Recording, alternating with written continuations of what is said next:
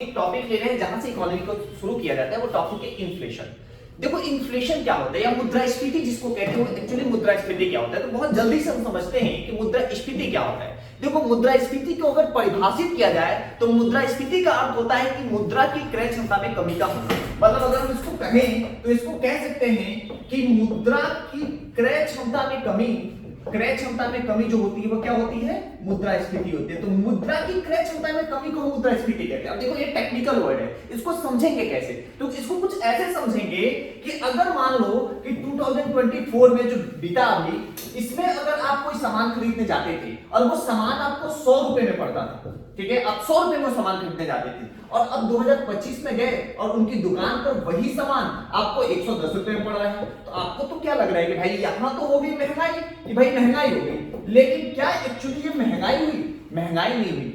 इसको हम कहेंगे कि महंगाई नहीं हुई, इसको मुद्रास्फीति क्यों कहेंगे, तो समझिएगा कि 100 रुपए सामान तो वही है ना। मान लो तुम ये पेन खरीदने गए थे, भाई ये पेन खरीदने गए थे 2024 में, ये पेन वाले ने कहा भाई 100 रुपए में दे रहे हैं, 100 रुपए में आप पेन लेके चले आए। फिर मैंने कहा जाओ ये पेन लेके आओ, 2025 में ये पेन लेने गए और पेन वाले ने कहा भाई ये पेन 110 रुपए की है। तुमने कहा सर महंगाई हो गई, पेन 110 रुपए का। देखो भाई ये महंगाई नहीं है, सामान्य भाषा में महंगाई है, लेकिन टेक्निकली ये मुद्रास्फीति है। मतलब अभी 100 रुपए को आपको सपोर्ट की जरूरत पड़ेगी 10 रुपए और की, मतलब ये 100 रुपए की वैल्यू कम हो गई, मतलब 100 रुपए की खरीदने की क्षमता कम हो गई और इसको 10 रुपए सपोर्ट की जरूरत पड़ी, इसलिए कहे कि ये मुद्रा की क्रय क्षमता कम हो गई, और इसी को हमने क्या कहा, मुद्रास्फीति का। तो मुद्रास्फीति का मतलब होता है कि मुद्रा की क्रय क्षमता में कमी का होना, ठीक है। अब देखेंगे कि आखिर मुद्रास्फीति में क्रय क्षमता की जो कमी होती है उसके पीछे रिस्पॉन्सिबल रीजंस क्या होते हैं, क्या ऐसे कारण होते हैं जिसके वजह से मुद्रास्फीति जो है वो हम देख पाते हैं, ठीक है।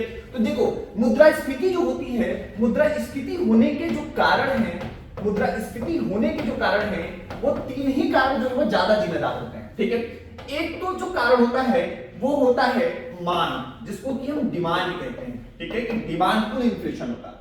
एक जो कारण होता है उसको हम कहते हैं लागत, जिसको हम कॉस्ट पुल इन्फ्लेशन कहेंगे। और तीसरा जो कारण होता है उसको कहते हैं काला बाजारी। और जनरली अर्थव्यवस्था के क्षेत्र में जो मुद्रास्फीति होती है उसके पीछे ये 3 कारण ही जिम्मेदार होते हैं, demand pull inflation, cost pull inflation and black marketing. ये 3 ऐसे कॉज हैं जो रिस्पॉन्सिबल होंगे किसके लिए, इन्फ्लेशन के लिए। अब एक एक को समझते हैं कि मुद्रास्फीति के लिए जो 3 कारण रिस्पॉन्सिबल हैं, मांग, लागत और कालाबाजारी, इसको समझते हैं कि ये कैसे रिस्पॉन्सिबल होते हैं, ठीक है।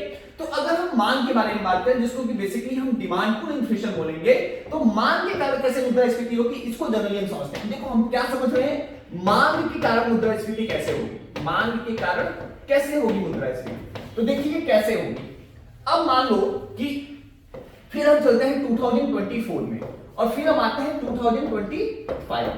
अब मान लो कि 2024 में सबके पास पैसे नहीं थे, थोड़ी अर्थव्यवस्था डाउन की तरफ से, ठीक है, आपके पास भी पैसे थे। 2024 में तुम बेरोजगार थे, 2024 में जब तुम बेरोजगार थे तो तुम्हारे सारे दोस्त बेरोजगार थे, तो उस समय तुम सबके कॉमन सपने थे कि सबको क्या चाहिए, चलो भाई आईफोन चाहिए, मान लेते हैं सबको आईफोन चाहिए, ठीक है। लेकिन 2024 में आप आईफोन नहीं खरीद सकते थे क्योंकि आपके पास पैसे नहीं थे। इस समय आईफोन जो मिलता था वो मिलता था 1 लाख रुपए का। अचानक से आपके सारे दोस्त, सारे क्लासमेट रोजगार पा गए, सरकार ने योजना लाई, सबको मिल गया रोजगार। जैसे ही सबको रोजगार मिला तो अब क्या हुआ कि सारे दोस्त भागे चले गए दुकान वाले के पास। दुकान वाले से कहा भाई हमको जो है आईफोन चाहिए। अब दुकान वाले के पास उतना प्रोडक्शन तो है नहीं, उतना फोन तो है नहीं, उसके पास 10 ही फोन है। तो अब दुकान वाले के पास है 10 फोन, इसको खरीदने चले गए 100 लोग। तो अब वो क्या करेगा, आईफोन को कहेगा भाई 1.5 लाख रुपए में बेचेंगे, जिसको लेना हो वो ले लो। अब दुकानदार ने क्या किया, आईफोन का दाम 50,000 रुपए बढ़ा दिया। लेकिन क्यों बढ़ाया, क्योंकि उसके पास मांग ज्यादा आ गई। तो इसी को हम डिमांड पुल इन्फ्लेशन कहेंगे। अब देखो ये थोड़ा सा लेंथी हो गया, तो हम इसको और शॉर्ट में समझते हैं कि डिमांड पुल इन्फ्लेशन कैसे होगा। थोड़ा सा और कुछ उदाहरणों के साथ समझने की कोशिश करते हैं कि डिमांड पुल इन्फ्लेशन कैसे होगा, ठीक है। तो इसको कुछ ऐसे समझते हैं कि मान जाओ कि सडनली यूपीएससी का एग्जाम, यूपीएससी का एग्जाम, और यूपीएससी के एग्जाम में आपको बाहर पता चला कि सिग्नेचर ग्रीन पेन से होगा। सिग्नेचर किससे होगा बेटा, तो सिग्नेचर होगा ग्रीन पेन से, ठीक है। अब आप भागे बगल वाली दुकान पे गए, दुकान वाले के पास क्या था कि दुकान वाले के पास 50 ही पेन जो है वो ग्रीन थे, और उसके पास 100 स्टूडेंट, पूरे आपके स्कूल के स्टूडेंट पहुंच गए, मतलब उस स्कूल में स्टूडेंट 100 स्टूडेंट पहुंच गए, और उसके पास पेन कितने बचा, तो उसके पास पेन है टोटल 50। अब वो पेन जो 10 रुपए की आती थी, अब वो क्या कहेगा कि ये 10 रुपए वाला पेन जो है वो अब हम 15 रुपए में लेंगे, क्योंकि हमारे पास खरीदने वाले लोगों की संख्या क्या है, ज्यादा है। तो अब वो क्या करेगा, पेन के दाम बढ़ा देगा, और जैसे ही पेन के दाम बढ़ाएगा, पेन के रेट जैसे ही बढ़ेंगे, तो यहाँ पे इन्फ्लेशन हो जाएगा। लेकिन इन्फ्लेशन होने के पीछे रीजन क्या होगा, डिमांड कम होगा। बात समझ में आई? ठीक है। अब इस डिमांड पुल इन्फ्लेशन को आपने कब देखा, आपने देखा कि अचानक जैसे ही कोविड का टाइम आया था, तो कोविड के टाइम में तुमने एक सिंपल एग्जांपल देखा होगा, मास्क के रेट बहुत ज्यादा चले गए। जो मास्क 10 रुपए का आना चाहिए वो मास्क 300 रुपए का आने लगा। इसके पीछे रीजन क्या था, क्योंकि बहुत ज्यादा लोग मास्क खरीदने जो है दुकानों पे जा रहे थे। तो जब भी खरीदने वाले ज्यादा होंगे और सप्लाई कम हो जाएगी, मतलब नंबर जो है वो बेचने वालों के कम होंगे, तो वहां पे मांग जो है वो ज्यादा होगी, और मांग ज्यादा होने की वजह से दाम ज्यादा होंगे, दाम ज्यादा होने की वजह से इन्फ्लेशन होगा, और इसको डिमांड पुल इन्फ्लेशन कहेंगे, मांग जनित मुद्रास्फीति कहेंगे। ठीक है, चलिए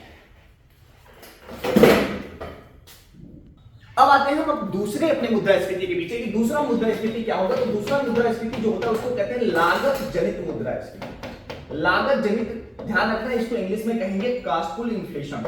कास्टफुल इन्फ्लेशन मतलब लागत जनित मुद्रास्फीति क्यों होगा। तो देखो कास्टफुल इन्फ्लेशन क्या होता है कि अब एक बेसिक एग्जांपल फिर आते हैं 2024 में और फिर आते हैं 2025 में।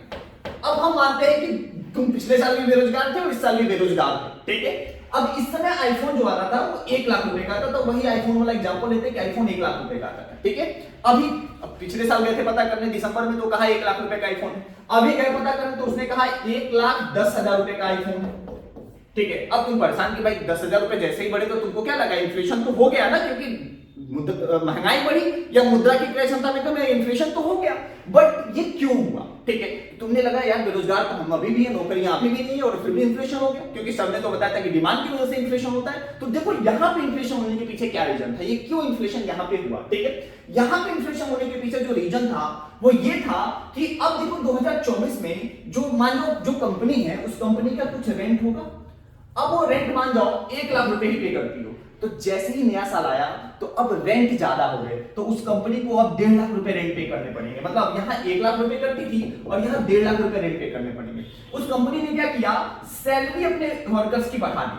तो जैसे ही सैलरी बढ़ाएगी, तो अब पिछले साल सैलरी कम थी, इस साल सैलरी बढ़ा दी, इलेक्ट्रिसिटी बिल का रेट बढ़ गया और सरकार ने टैक्स बढ़ा दिया।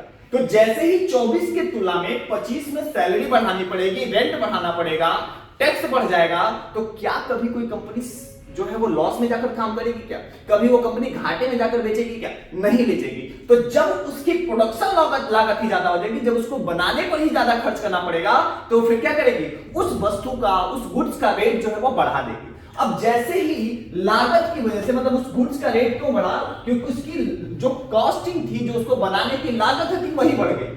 तो अब यहां पे इन्फ्लेशन हुआ, लेकिन इन्फ्लेशन क्यों हुआ, क्योंकि कॉस्ट बढ़ गई, मतलब जो लागत थी, जो इनपुट इसमें डाला जा रहा था, उसकी वैल्यू ज्यादा हो जाने की वजह से यहां पे इन्फ्लेशन हुआ, और इसको कहते हैं कॉस्टफुल इन्फ्लेशन, यानी लागत जनित मुद्रास्फीति। ठीक है, इतनी बात समझ में आई आपको। चलिए अब इसको देखते हैं छोटे से एग्जांपल से, काला बाजारी। अब अगले कॉन्सेप्ट को समझते हैं कि काला बाजारी क्या होता है। काला बाजारी, इसको हम बेसिकली क्या कहते हैं बेटा, ब्लैक मार्केटिंग। इसको हम कहते हैं ब्लैक मार्केटिंग। अब देखो ब्लैक मार्केटिंग क्या होता है, ठीक है। इसकी वजह से मुद्रास्फीति, कभी तुमने बहुत सुना होगा कि प्याज के दाम 200 रुपए किलो हो गए, प्याज के दाम 200 रुपए किलो हो गए। या पुराने समय में अभी मान लो बाहुबली टाइप की मूवी आ जाए, तो अचानक तुमको पता चलेगा हाउसफुल हो गया और बाहर टिकट जो 200 रुपए का होना चाहिए वो 500 रुपए में बिक रहा है। तो यहाँ पे किसी ने क्या किया, ब्लैक में खरीदा और उसको महंगे दामों पर बेचने लगा। वास्तविक मूल्य वही है, जो रियल वैल्यू है वो वही है, रियल प्राइस वही है, लेकिन शॉर्टेज की वजह से अब उसको बाहर से, जैसे कई बार तुम ब्लैक में सिलेंडर लेते होगे अपने घरों में, तो ब्लैक में सिलेंडर जो लेते हो वो सिलेंडर जनरली कंपनी के द्वारा दिए गए सिलेंडर से महंगा होता है। क्यों, क्योंकि उसकी ब्लैक मार्केटिंग हो रही है, वो डायरेक्टली आप तक नहीं पहुंचता है, वो पहले किसके पास, किसी डिस्ट्रीब्यूटर के पास पहुंच रहा है और वो आप तक पहुंच रहा है, तो वो जो बीच का कॉस्ट है वो ले रहा है और उस सिलेंडर के वास्तविक दाम से ज्यादा आपको पे करना पड़ रहा है, पहली कंडीशन। दूसरा समझो प्याज पे आते हैं। प्याज की न्यूज हमेशा आप सुनते हो कि प्याज के रेट जो है वो 200 रुपए किलो हो गए। ये प्याज के रेट 200 रुपए किलो जानते हो क्यों होते हैं, क्यों, क्योंकि हर बड़े शहरों में एक होलसेलर होता है, एक डिस्ट्रीब्यूटर होता है, ठीक है। अब वो क्या करता है कि बाहर से आने वाले सभी प्याजों को डंप कर लेता है, 3 दिन तक मार्केट में नहीं बेचता है। प्याज डंप हुआ, मार्केट में प्याज की डिमांड आई।